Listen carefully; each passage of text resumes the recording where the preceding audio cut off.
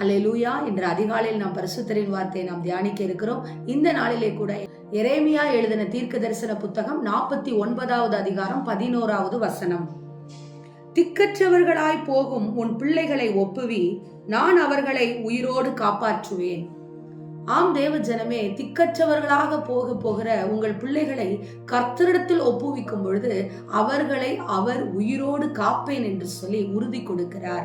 ஆம், உங்கள் பிள்ளைகளுடைய எதிர்காலம் எப்படி இருக்கிறது என்று சொல்லி கலங்கி தவித்து கொண்டிருக்கிறீர்களா?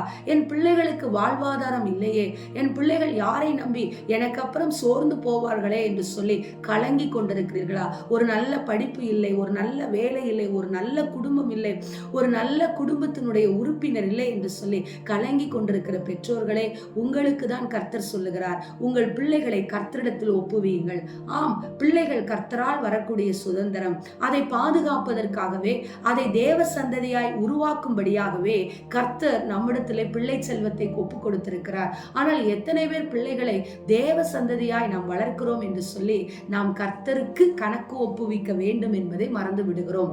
தேவ சந்ததியாய் பிள்ளைகளை வளர்க்காத பட்சத்திலே பிள்ளைகள் திக்கற்றவர்களாய் போய்விடுகிறார்கள்.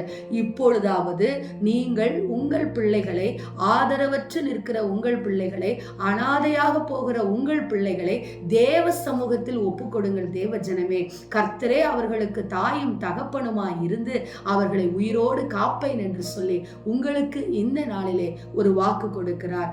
ஆம் தேவ ஜனமே, பிள்ளைகளை கர்த்தர் நமக்கு கொடுத்தது அவருக்காகவே, அவருடைய புகழ்ச்சியை சொல்வதற்காக, அவருக்காக வாழ்வதற்காகவே. எனவே தேவ ஜனமே, பிள்ளைகளை தேவ சமூகத்திலே ஒப்பு கொடுங்கள். பிள்ளைகளை திக்கற்றவர்களாய் மாற்றாதிருங்கள்.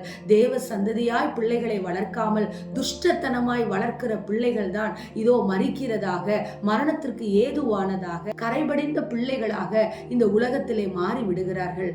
எனவே தேவ ஜனமே, கர்த்தர் கொடுத்த பிள்ளைகளை கர்த்தரிடத்திலே கொடுங்கள். நிச்சயம் உங்கள் பிள்ளைகள் ஆசீர்வாதமாய் இருக்கும். ஆமேன். ஸ்தோத்திரம். எங்களை நேசிக்கிற எங்கள் நல்ல தகப்பனே, இந்த நாளிலே நாங்கள் கேட்ட வார்த்தையின் பிரகாரமாக எங்கள் பிள்ளைகளை உம்முடைய சமூகத்தில் ஒப்படைத்து பிள்ளைகளை உயிரோடு காக்க வல்லமை உள்ளவர் நீர் என்பதை நாங்கள் ஒரு நாளும் மறவாதபடிக்கு இருக்க கர்த்தர் எங்களுக்கு கிருபை கொடுங்கப்பா. தேவ சன்னிதானத்தில் பெற்ற பிள்ளையை தேவ சந்ததியாய் நாங்கள் வளர்க்க எங்களுக்கு கிருபையை ஊற்றுங்கன்னு சொல்லி இந்த நாளிலே ஜெபிக்கிறோம். இயேசுவின் நாமத்தில் நாங்கள் ஜெபிக்கிறோம் நல்ல பிதாவே. Amen. Praise the Lord. Hallelujah.